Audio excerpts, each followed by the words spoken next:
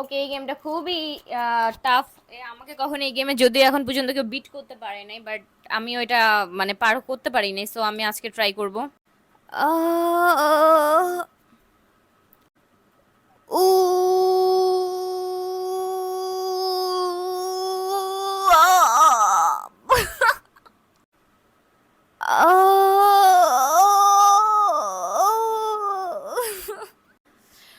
উ